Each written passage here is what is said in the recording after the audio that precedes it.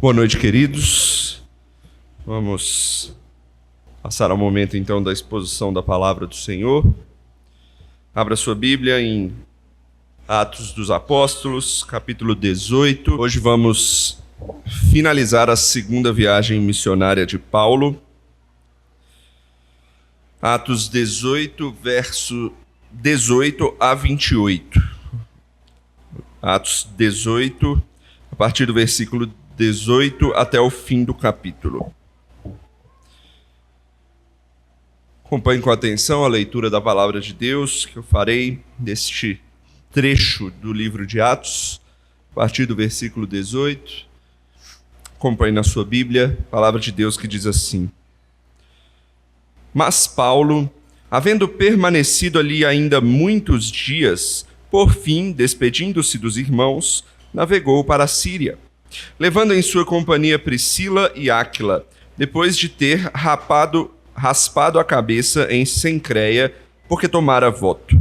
Chegados a Éfeso, deixou-os ali. Ele, porém, entrando na sinagoga, pregava aos judeus. Rogando-lhe eles que permanecesse ali mais algum tempo, não acedeu, mas despedindo-se disse: Se Deus quiser, voltarei para vós outros. E embarcando partiu de Éfeso. Chegando a Cencreia, desembarcou, subindo a Jerusalém, e tendo saudado a igreja, desceu para Antioquia.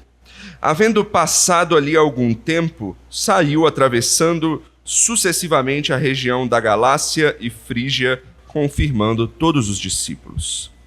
Nesse meio tempo, chegou a Éfeso um judeu, natural de Alexandria, chamado Apolo, homem eloquente e poderoso nas Escrituras. Era ele instruído no caminho do Senhor, e sendo fervoroso de espírito, falava e ensinava com precisão a respeito de Jesus, conhecendo apenas o batismo de João. Ele, pois, começou a falar ousadamente na sinagoga. Ouvindo-o, porém, Priscila e Áquila tomaram-no consigo e com mais exatidão lhes puseram o caminho de Deus. Querendo ele percorrer a Acaia, animaram-no os irmãos e escreveram aos discípulos para o receberem. Tendo chegado, auxiliou muito aqueles que mediante a graça haviam crido, porque com grande poder convencia publicamente os judeus, provando, por meio das Escrituras, que o Cristo é Jesus. Até aí a palavra de Deus. Vamos orar. Querido Pai, nós pedimos a Deus que o Senhor nos edifique por meio da Tua palavra nesta noite. Estamos chegando ao final de mais um trecho importante do livro de Atos, que é o final da segunda viagem missionária. E o Senhor, ó Pai, tem nos abençoado até aqui e pedimos que o Senhor continue abrindo nosso coração para entendermos aquilo que o Senhor tem para nós aqui por meio da Tua palavra. É o que eu oro no nome de Cristo. Amém. Certamente um dos maiores pregadores da história do cristianismo é o conhecido doutor Martyn Lloyd-Jones. Não sei se você já ouviu falar, ele é um pregador galês. Ficou muito famoso, especialmente quando ele passou a pregar na famosa capela de Westminster, lá na Inglaterra. E ali muitos passavam a ouvir as suas pregações semanalmente. Era cerca de mais de 2.000 pessoas, todos os cultos que ele ia e pregava, e ele se tornou um grande pregador expositivo, pregando livros inteiros da Bíblia. Ele inclusive é conhecido por, se vocês acham que eu estou demorando aqui um bom tempo pregando o livro de Atos, ele pregou, por exemplo, Romanos expositivamente em 14 anos. Ele era diferenciado. Mas, diferente de grandes nomes da história, ele não teve um chamado impactante, uma convocação prematura desde cedo assim para a obra do Senhor. Na verdade, Deus preparou o Lloyd-Jones para ser seu pregador, para ser um homem dele, de uma maneira muito peculiar para o seu grandioso ministério. Primeiro, por exemplo, Lloyd-Jones, ele se sentiu chamado para ser um médico.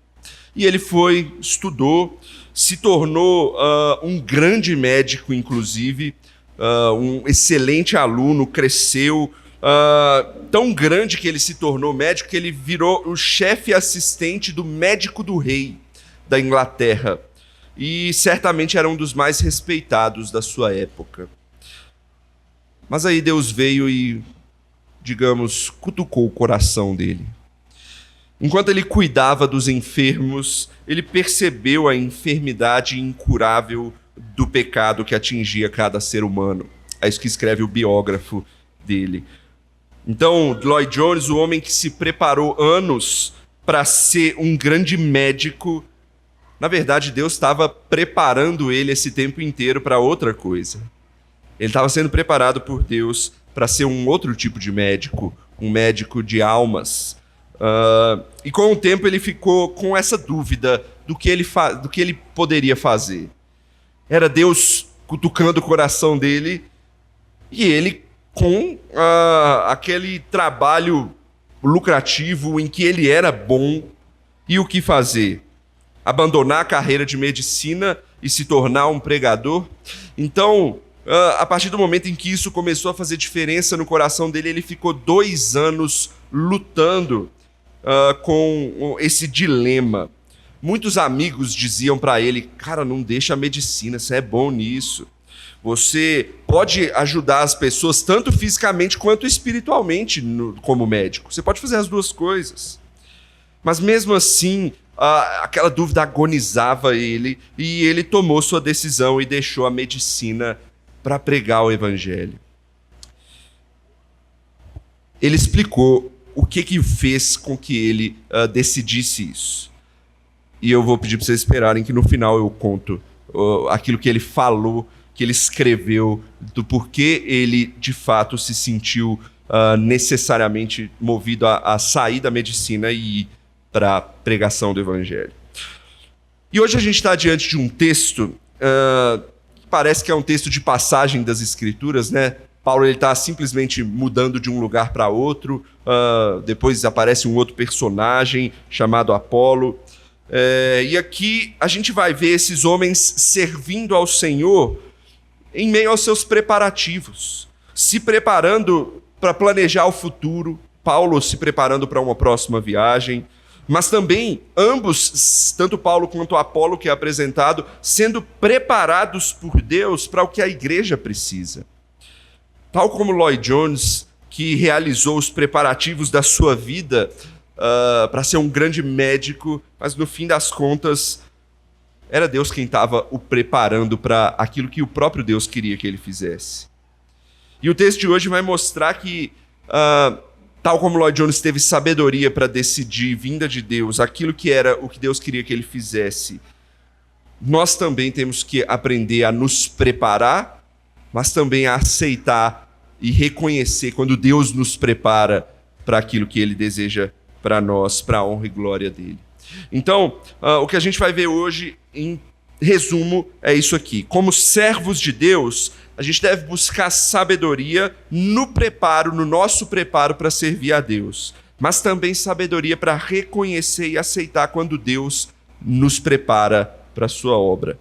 Vou repetir. Como servos de Deus, devemos buscar sabedoria no preparo para servir a Deus, mas também ter sabedoria para reconhecer e aceitar quando Deus nos prepara para outra coisa ou para aquilo que Ele deseja para a sua obra em nós. Vamos ver isso nessas duas partes, o saber se preparar e o saber ser preparado por Deus. Essas duas coisas são importantes, diferentes, mas são importantes.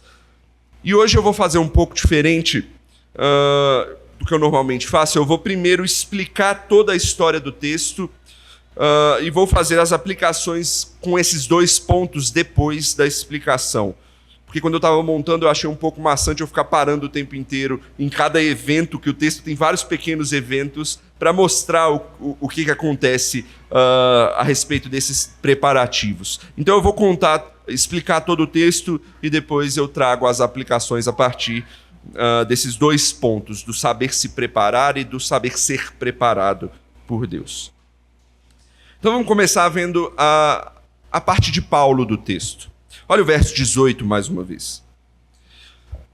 Mas Paulo, havendo permanecido ali ainda muitos dias, por fim, despedindo-se dos irmãos, navegou para a Síria, levando em sua companhia Priscila e Áquila, depois de ter raspado a cabeça em Cencreia, porque tomara voto. Contextualizando aqui, a primeira metade do capítulo 18, a gente viu Paulo em seu ministério na cidade de Corinto, né?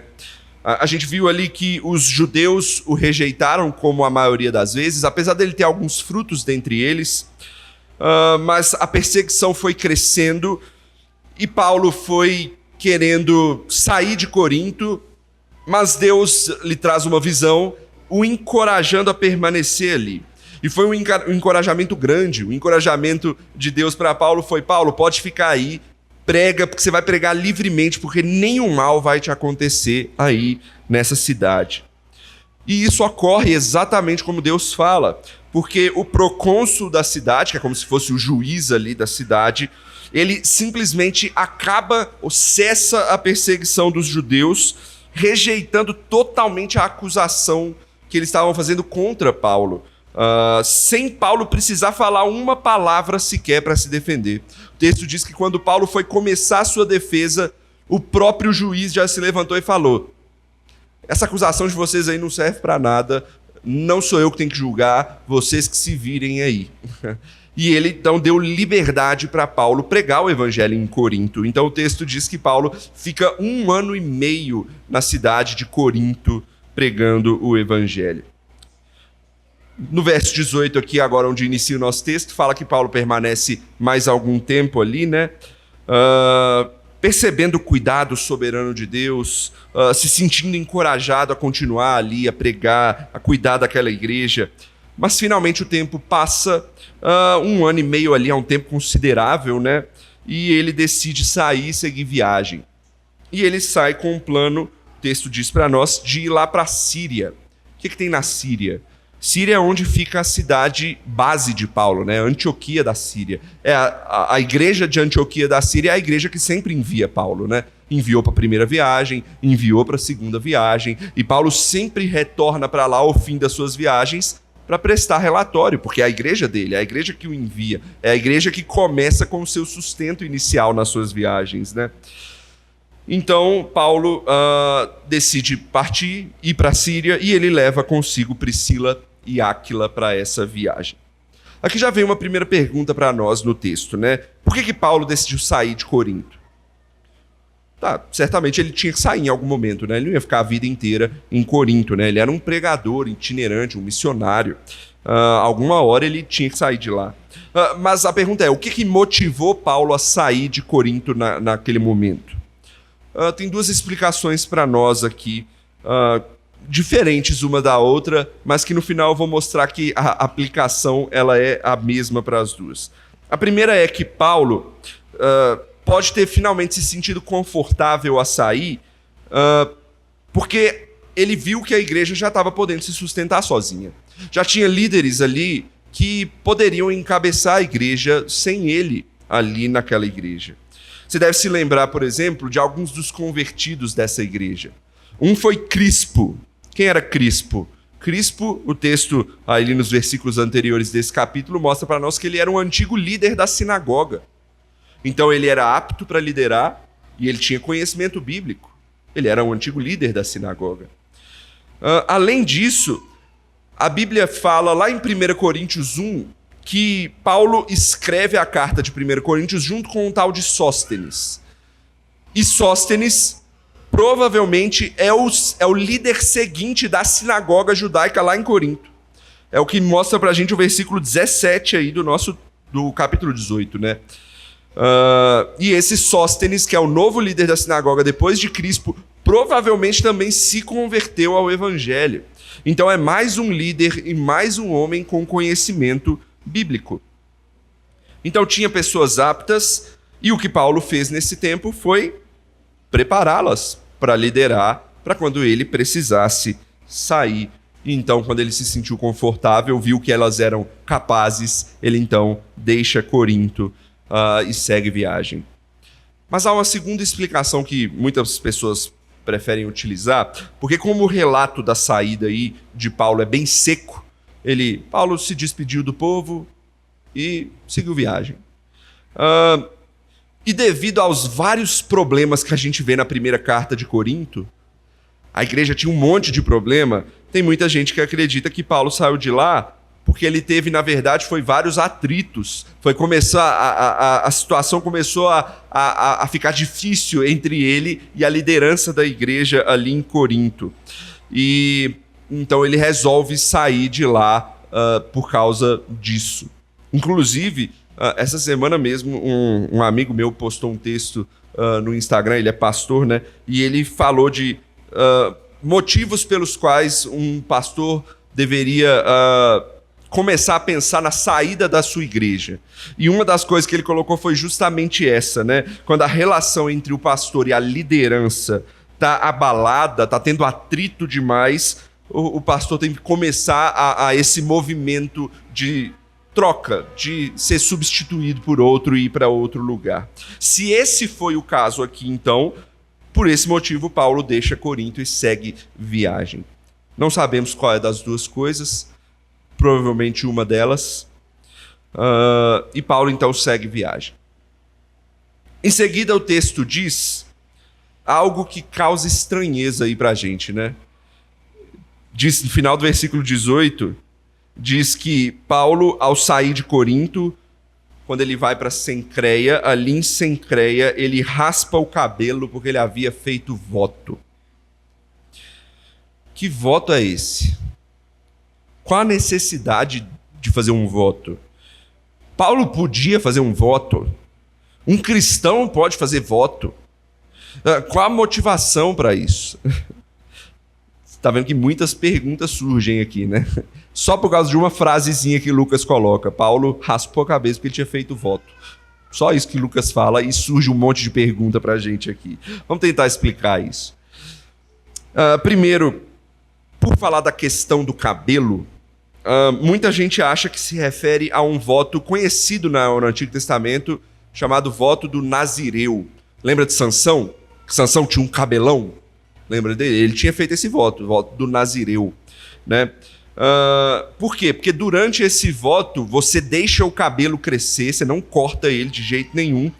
Você só corta ele quando você termina o voto. E aí você raspa o cabelo, e aí você oferecia esse cabelo queimado ali no templo como oferta pacífica a Deus, para finalizar o voto, né?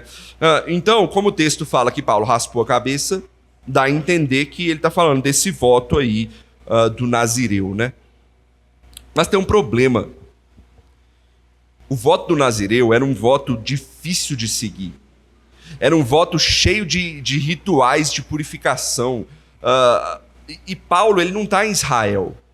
Paulo, ele está na cidade mais promíscua da Europa. Ele está em Corinto. Então, era muito difícil Paulo conseguir seguir à risca um voto como o voto do Nazireu. Então eu acredito que Paulo não estava fazendo esse voto. Mas é um voto que não é especificado, mas com aspectos semelhantes. Eu vou explicar o porquê disso. Mas deixa eu explicar por que normalmente se fazia votos. E vale dizer que era muito comum, naquela época, os judeus fazerem votos. Os judeus, eles faziam muito isso antigamente, né? Voto para isso, voto para aquilo e tudo mais. Por quê? Porque se fazia votos para se consagrar ao Senhor, para agradecer ao Senhor por alguma coisa, ou então para tentar pedir ao Senhor alguma coisa e se consagrar e lutar por aquilo em oração, e aí você fazia um voto de consagração para isso. E aí, talvez Paulo estivesse agradecendo pelo livramento de toda a viagem, porque ele está indo terminar a viagem, né? Talvez ele estivesse agradecendo por isso, ou talvez pedindo pelos novos planos da nova viagem, porque vai ter uma terceira viagem. E Paulo não era impedido disso, tá? Por quê? Porque Paulo, por mesmo sendo cristão, ele era judeu também. Não é por ser cristão que ele deixava de ser judeu, tá? Ele é as duas coisas. Nós não. Nós somos gentios. Eu não sou judeu, ninguém aqui eu acho que acredita que seja judeu. Mas Paulo era as duas coisas. E ele não era impedido de fazer isso, né? O que não podia era tornar isso uma lei para todos. Por quê? Porque essa lei passou. Tal como, por exemplo, a circuncisão, que teve toda aquela discussão e tudo mais, passou. Não há necessidade disso e de cumprir essas regras específicas do judaísmo. Inclusive, sobre fazer votos, vamos aplicar para nós hoje, né? A Bíblia não nos proíbe de fazer votos. A Bíblia só nos proíbe de fazer juramentos levianamente. Né? É muito comum, não sei se você já viu, mas cristão falando assim, ó, não pode jurar. Não é isso que a Bíblia ensina. A Bíblia ensina que não pode jurar de modo displicente, né? Já que você não vai cumprir. Por quê? Porque fazer um voto e não cumprir, jurar por alguma coisa e não cumprir, realmente é ir contra o Senhor, é não honrar o voto que você fez ao Senhor, né? Mas fazer um voto para se dedicar mais e melhor ao Senhor, não tem algo de errado nisso. Você pode fazer isso sem problema. Tem gente que faz isso, né? Vou parar de comer tal coisa por um certo tempo e para me dedicar, para me consagrar, vou ficar tanto tempo sem olhar o celular, não sei o quê, e segue em frente. Votos simples. O que não pode fazer é disso uma regra para os outros, né? Por quê? Porque isso é uma coisa individual, particular sua, se você for fazer. Mas se você for fazer, que você faça isso de maneira digna, de maneira correta ao Senhor, né? Sem obrigar qualquer outro a querer fazer tal coisa. Mas eu acho que a questão aqui vai além disso. Por isso tem uma explicação que eu acho mais coerente aqui no texto para nós. Paulo diz, no texto que a gente leu mais cedo, lá em 1 Coríntios capítulo 9, algo que vale a pena muito a gente lembrar. Ele diz assim, a partir do versículo 20, que a gente já leu, vou relembrar. Ele diz, procedi para com os judeus como judeu, a fim de ganhar os judeus. Para os que vivem sob o regime da lei, como se eu mesmo assim vivesse, para ganhar os que vivem debaixo da lei, embora eu não esteja debaixo da lei. Ao sem lei, como se eu mesmo fosse, não estando sem lei para com Deus, mas debaixo da lei de Cristo, para ganhar os que vivem fora do regime da lei. Fiz-me fraco para com os fracos, com o fim de ganhar os fracos. Fiz-me tudo para com todos, com o fim de por todos os modos salvar alguns. Tudo faço por causa do Evangelho, com o fim de me tornar cooperador com ele. Me parece, então, que Paulo tinha uma motivação para fazer esse voto muito mais sublime aqui, né? De se fazer mais próximo dos judeus para ganhar os judeus para Cristo. Ele era o apóstolo aos gentios, mas ele não desistia dos judeus, ele ia atrás dos judeus. Mesmo que ele tivesse que se submeter a algo que já passou. Para, em respeito daquele povo, pretender alcançá-los pelo Evangelho. Em tudo, o texto diz, né, que eu acabei de ler, Paulo se preparava pela causa do Evangelho. Acho essa explicação mais coerente e muito mais bela, né? Paulo, como um legítimo pregador do Evangelho, que ama o Senhor Jesus, se diminuir em favor daqueles a quem ele prega o Evangelho, para que a sua mensagem seja mais acessível e os alcance com maior facilidade. Seguindo o texto, Paulo segue viagem e veja aí a partir do versículo 19 o restante que Paulo faz. Chegados a Éfeso, deixou-os ali. Ele, porém, entrando na sinagoga, pregava aos judeus. Rogando-lhe eles que permanecesse ali mais algum tempo, não acedeu. Mas despedindo-se, disse, se Deus quiser, voltarei para vós outros. E embarcando, partiu de Éfeso. Chegando a Cesareia, desembarcou, subindo a Jerusalém, e tendo saudado a igreja, desceu para Antioquia. Então aqui a gente tem toda a movimentação que Paulo faz quando ele sai de Corinto, né? Paulo, em primeiro lugar, vai para Éfeso. Mas esse não era o destino dele, né?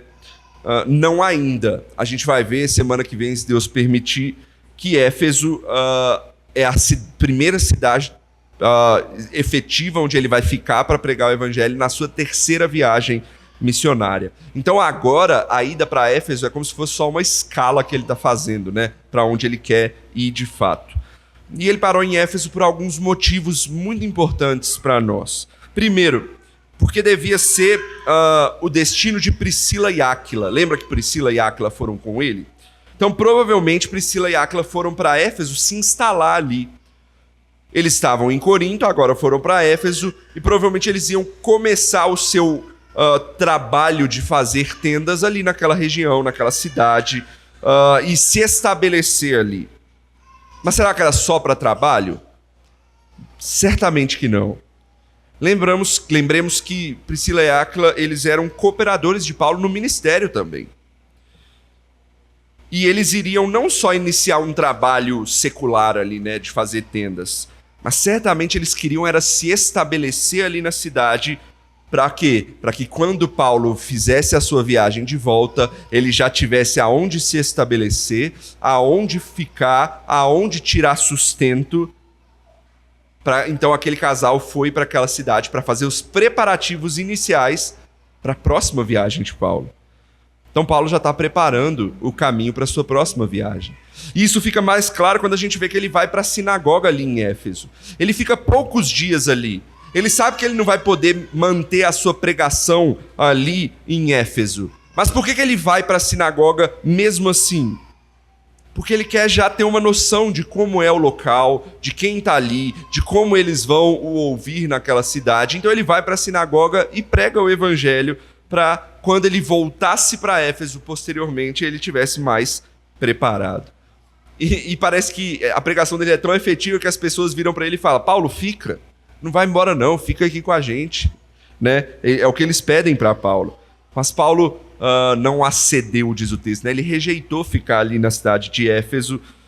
Por quê? Porque ele precisava voltar para prestar relatórios importantes para igrejas, né? Ele tem que finalizar a segunda viagem dele. Então ele pega o navio e viaja para lugares que a gente já viu anteriormente, né? Ele vai para Cesareia, depois ele sobe para Jerusalém. E em Jerusalém, o texto diz bem rapidamente que ele sauda a igreja, né? Ele saudou a igreja e depois seguiu para Antioquia. A ideia dessa saudação é que provavelmente Paulo foi prestar um relatório para a igreja de Jerusalém também. Por quê? Por que Paulo precisava prestar relatório para a igreja de Jerusalém? Isso é um ponto bonito aqui do ministério de Paulo. Por quê?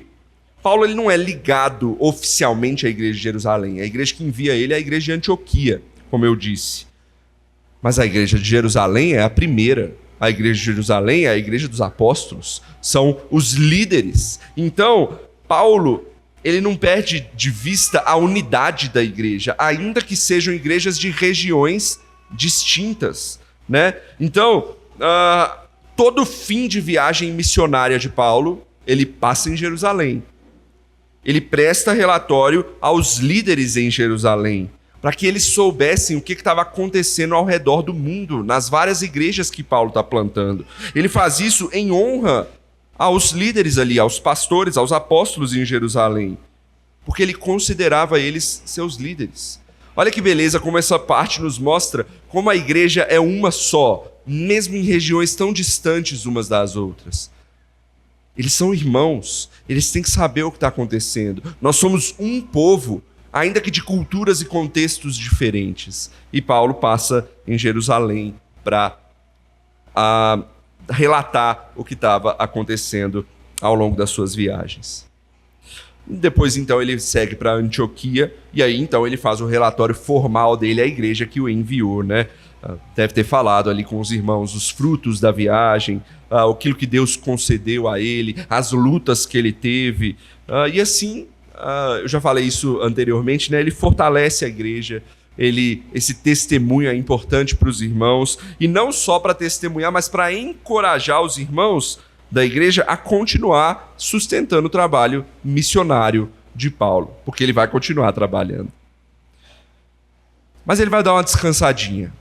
Ele dá uma breve descansadinha lá em Antioquia, né? O texto diz que por algum tempo Paulo passa ali em Antioquia, talvez o inverno ele espera passar, para então ele seguir viagem. E aí o verso 23 nos mostra que ele já parte de novo para uma nova viagem, por onde ele vai passar pelas igrejas que ele plantou na primeira viagem missionária. Ele passa pela região da Galácia, passa pela região da Frígia, para pastorear aqueles irmãos que haviam se convertido anteriormente. E esse é o fim da segunda viagem missionária e é um breve início da terceira viagem missionária de Paulo. Mas a gente vai ver o início de fato dela na semana que vem. E Lucas, então, agora coloca pra gente como se fosse um interlúdio. Ele dá uma pequena saidinha da história de Paulo para nos apresentar um outro personagem aqui. Vamos ver, acompanhe aí a partir do versículo 24. Nesse meio tempo, chegou a Éfeso um judeu natural de Alexandria, chamado Apolo, homem eloquente, poderoso nas Escrituras. Era ele instruído no caminho do Senhor e, sendo fervoroso de espírito, falava e ensinava com precisão a respeito de Jesus, conhecendo apenas o batismo de João. Então, em Éfeso, aparece um judeu chamado Apolo. O texto diz que ele veio lá do Egito, né, da cidade de Alexandria, no Egito. É uma cidade conhecida por ter uma enorme comunidade judaica. Não sei se você já ouviu falar numa tradução bíblica que chama Septuaginta. O que é a Septuaginta? Ela é a tradução do Antigo Testamento para a língua grega, né? Foi lá em Alexandria que foi feita a Septuaginta. Inclusive foi antes mesmo de Cristo, né, vir ao mundo. Eles traduziram, se chama Septuaginta porque foram mais ou menos uns 70 judeus, né, que traduziram o texto ali. Então, Alexandria era uma cidade muito forte na questão do judaísmo, no conhecimento da lei judaica, e Apolo veio de lá, e Lucas descreve que ele era um desses grandes homens, né? Lucas não mede palavras para falar de Apolo. Ele fala que ele era poderoso nas Escrituras, eloquente ao pregá-las. Mas Lucas diz um detalhe para a gente importante, que ele era um discípulo de João Batista.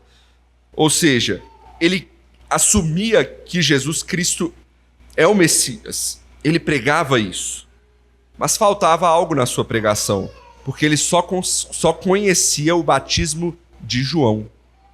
Era a única coisa que ele conhecia, era o batismo de João. O posterior a isso ele não conhecia. Então vamos ver como é que a história segue. Vamos terminar de ler o texto mais uma vez. Olha a partir do verso 26. Ele, pois, começou a falar ousadamente na sinagoga. Ouvindo-o, porém, Priscila e Áquila tomaram-no consigo e com mais exatidão lhe expuseram o caminho de Deus. Querendo ele percorrer a Acaia, animaram-no os irmãos e escreveram aos discípulos para o receberem. Tendo chegado, auxiliou muito aqueles que mediante a graça haviam crido, porque com grande poder convencia publicamente os judeus, provando por meio das Escrituras que o Cristo é Jesus. Então, lembram que Paulo deixou em Éfeso Priscila e Áquila, né? Priscila e Áquila não estavam lá só fazendo tenda. Eles iam regularmente nas sinagogas.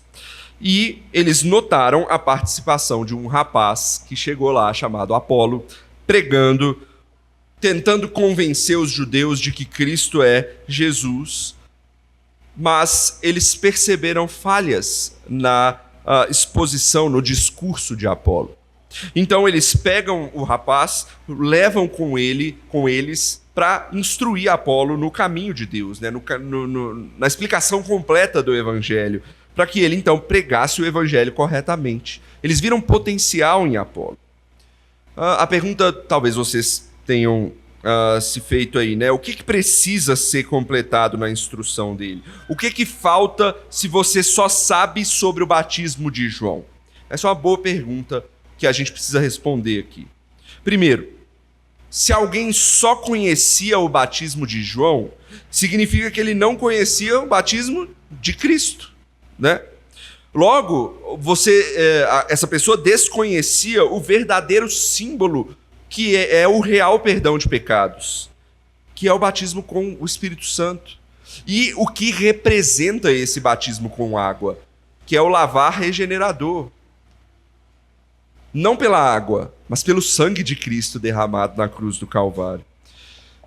Além disso, quem desconhece o batismo de Cristo, desconhece o que ele representa. O que ele representa? A entrada na igreja da pessoa que é batizada, né? A pessoa se torna um membro do corpo de Cristo quando ela é batizada. E todas as demais implicações que isso envolve, né? De entender o que é a igreja de Cristo, de entender o que é a dádiva do Espírito Santo no batismo, no Pentecostes, e tudo que isso implica, né? Batismo com o Espírito Santo implica não só conversão, mas capacitação, dons, encorajamento para servir. E a conversão, que é a nova vida em Cristo, que é uma coisa completamente diferente do quê? Do judaísmo. Há uma ruptura, né? Na verdade, há uma abrangência, vamos dizer, um passo a mais que os judeus não deram para se tornarem cristãos. E por fim, uma última coisa, quem desconhece o batismo de Cristo, desconhece a ordem final de Cristo que Cristo deu. Qual foi a ordem final que Cristo deu? Fazer discípulos, batizando-os em nome do Pai, do Filho e do Espírito Santo. É a grande comissão para sair pregando o evangelho, plantando igrejas e confirmando o reino de Deus nessa terra. Faltava tudo isso a Apolo. Ele cria em Cristo, que era o Messias, mas faltava um bom conhecimento teológico em Apolo.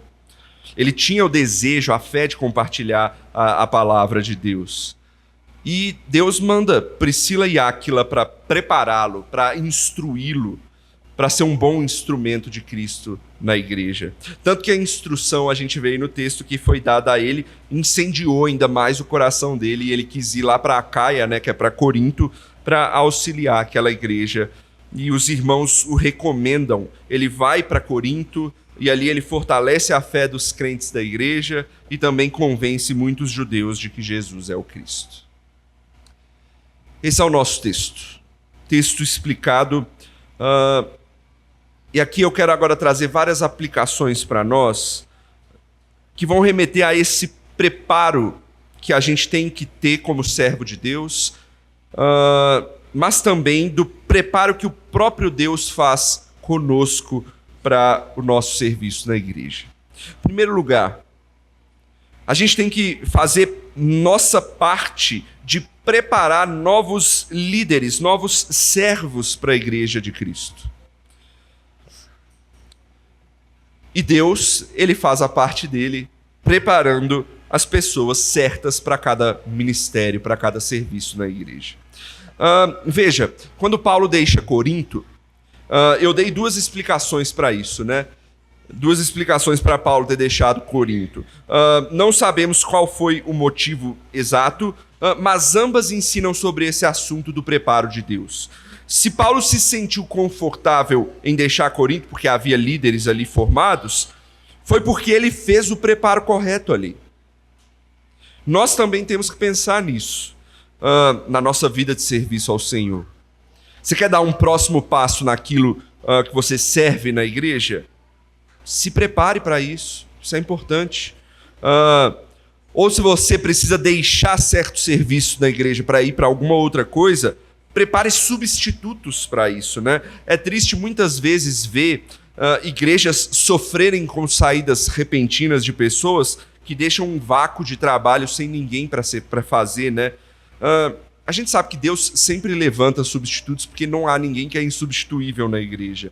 Mas a transição poderia ser muito mais fácil se tivéssemos sabedoria para isso. Mas não só quando se sai da igreja. A gente deve preparar as novas gerações. A gente deve preparar aqueles que estão chegando para serem integrados no serviço da igreja. Paulo fez isso com os irmãos de Corinto. Priscila e Áquila fizeram isso com Apolo. E nós temos que fazer isso com as nossas crianças, com aqueles que estão chegando. Os pais têm que se preocupar com o preparo dos seus filhos. E agora, mesmo que Paulo tenha saído de lá, não por esse motivo, mas pelo desentendimento com a liderança, a gente vai ver a mão de Deus agindo no preparo da mesma forma. Como? Quem que Deus está enviando para lá no final do texto? Lá para Corinto? Apolo.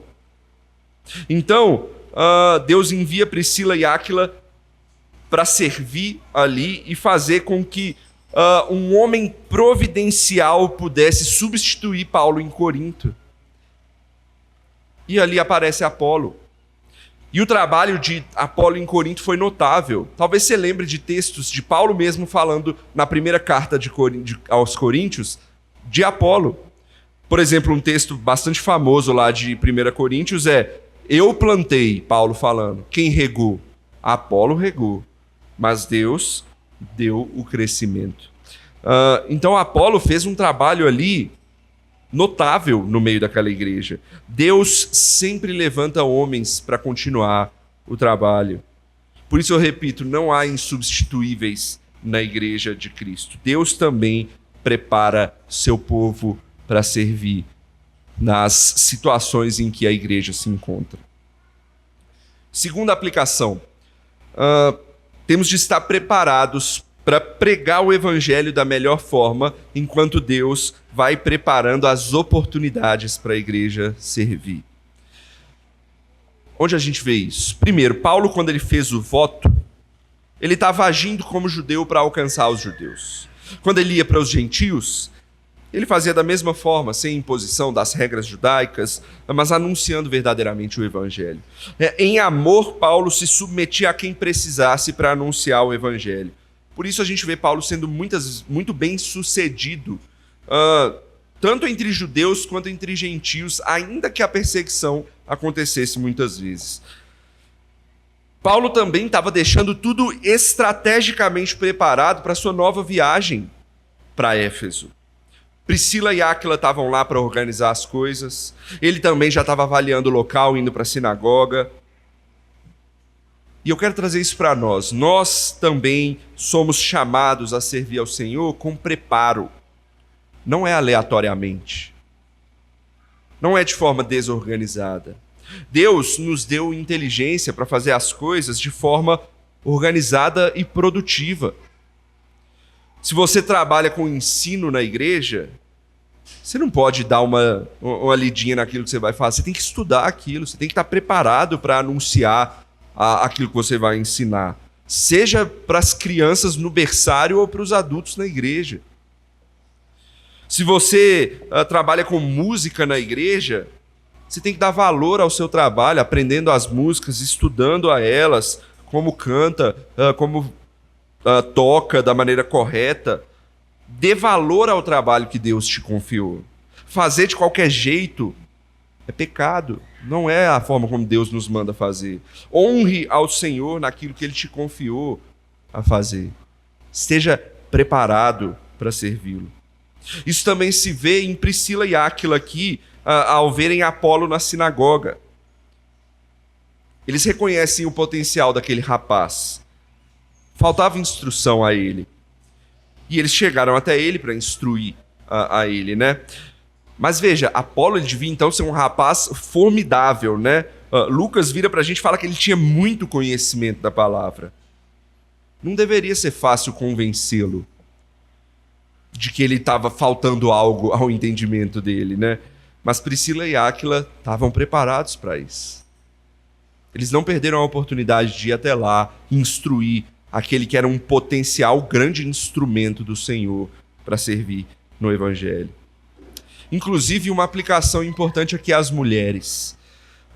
Perceba aí que o nome de Priscila vem antes do esposo, né, de Áquila no texto. A primeira vez que eles apareceram, o nome de Áquila veio antes. Mas todas as demais vezes que agora eles aparecem, Priscila vem anunciada antes de Áquila. E isso não é comum naquela época. Então Lucas está querendo dizer alguma coisa com isso para nós. O motivo provável é que Priscila ela devia ser mais notável que Áquila no trabalho ao Senhor. O que não significa que ela era uma pastora ou algo assim, mas que ela se destacava mais que o marido nessa parte. Talvez no conhecimento, talvez no entendimento das Escrituras. Ou até talvez na eloquência ao falar e ao ensinar, né? Inclusive na instrução de Apolo, é o nome dela que aparece primeiro.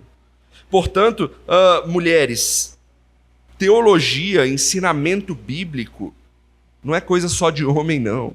É coisa de mulher também. Deus usa muitas mulheres sábias para o crescimento do reino. Estejam preparadas para servir ao reino de maneira eloquente, de maneira sábia. Se preparem para isso, que Deus usa as mulheres enormemente para o crescimento do reino de Deus. Por fim, uma última aplicação.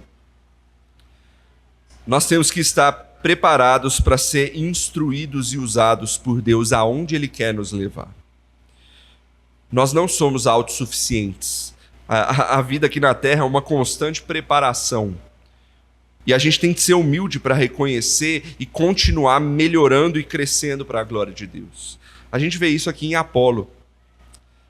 Lucas não mede palavras, como eu falei, para anunciar que Apolo era um grande pregador, que Apolo era um grande conhecedor das Escrituras. Lucas fala que ele era poderoso nas Escrituras. Quem era esse casal para ensinar alguma coisa para ele? Ele era um judeu que veio de Alexandria, estudado. Quem era fazedores de tenda para ensinar alguma coisa para ele? Ainda mais encabeçado por uma mulher, o que certamente devia causar muito preconceito naquela época. Mas Apolo, o texto diz que ele ouviu e teve muito a aprender. Apolo foi humilde em se deixar ser instruído, preparado por eles. Eu sei que ninguém gosta de ser corrigido, mas uma coisa a gente precisa ter em mente: a correção faz parte do caminho da sabedoria. Para você se tornar sábio, você tem que saber ouvir a correção de quem é mais sábio que você. E a palavra de Deus é mais sábia do que qualquer um de nós. Aceite ser corrigido por ela. Quando alguém chega para você e te corrige por algo que você tenha feito, ou que te dá uma chamada de atenção por alguma coisa, seja humilde em receber. Escute os mais sábios, dê ouvido aos conselhos de quem quer o seu bem e ama a palavra de Deus. Seja humilde, porque isso vai te tornar mais preparado para a honra e glória de Deus. A minha pergunta para a gente finalizar hoje, então, é: você está preparado para servir ao Senhor no que quer que Ele te chame a fazer? Você tem cultivado a sua vida cristã com a palavra de Deus para se tornar preparado? Você tem utilizado os meios de graça para se desenvolver, para se preparar, para cultivar sua fé no Senhor? A oração, a comunhão na igreja? A Bíblia nos chama a fazer a nossa parte, a nos preparar. E enquanto isso, o Senhor vai também nos preparando à forma dele, nos moldando em Cristo Jesus.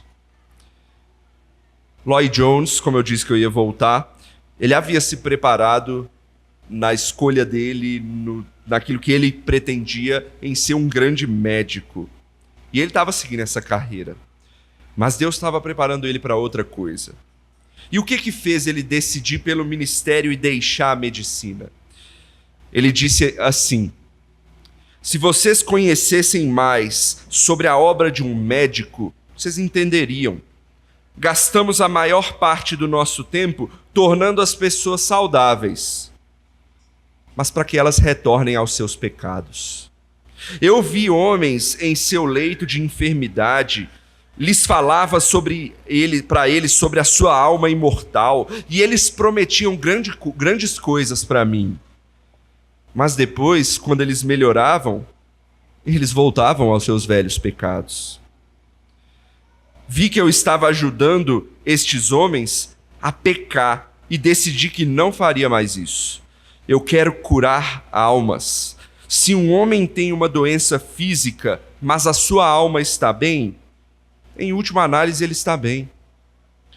Mas um homem que tem um corpo sadio e uma alma oprimida, ele está bem por 60 anos ou mais, mas depois ele tem de encarar uma eternidade no inferno. Oh, sim, às vezes temos de desistir daquelas coisas que são boas em favor daquela que é a melhor de todas, a alegria da salvação e da novidade de vida.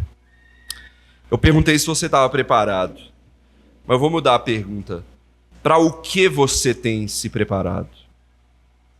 Para ser um grande profissional? Para ser bem-sucedido financeiramente? Para deixar um legado nessa terra? São coisas boas, legítimas.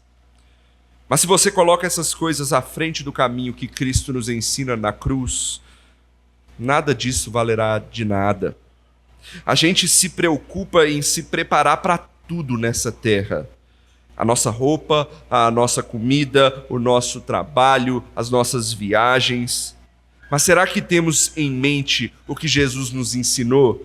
Buscai em primeiro lugar o reino de Deus e a sua justiça, e todas as outras coisas vos serão acrescentadas. Para o que você tem se preparado em seu coração? Escolha sabiamente. Deus nos dá sabedoria para isso. E sirva ao Senhor aonde quer que Ele te chame. Vamos orar? Senhor, obrigado por este texto. Obrigado pelo teu ensino, pela tua exortação aqui a nós, de que devemos estar preparados para servi-lo sabiamente nesse mundo, colocando as coisas devidas em primeiro lugar. Podemos, ó Deus, sim, trabalhar em diversas coisas e o Senhor nos chama a ser boas pessoas nesse mundo, bons trabalhadores que fazem diferença na cultura ao nosso redor, mas que possamos olhar em primeiro lugar para o nosso coração e se ele foi transformado por Cristo Jesus. Não há nada mais importante do que isso. Que o Senhor nos ajude então a preparar o nosso coração e use essa igreja para isso. Use os irmãos aqui presentes para ajudar uns aos outros nisso, para que possamos crescer para a honra e glória do teu nome. É o que eu oro no nome de Jesus. Amém.